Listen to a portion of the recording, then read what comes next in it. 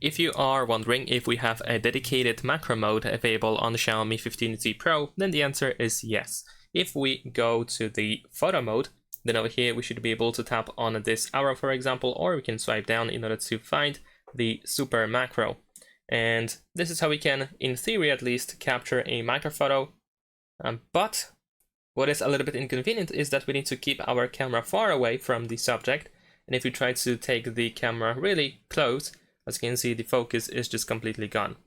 So instead, what you can do is you can disable the super macro mode, and we can simply use the zoom. We can use something like up to 4 or 5x maybe, and we can still capture pretty sharp zoomed in photos. Sometimes the the focus is messed up, but after a short time it should be readjusted. So you can do this trick instead, and you can capture even closer photos like this. So that's pretty much it. Thanks for watching, leave a like and subscribe.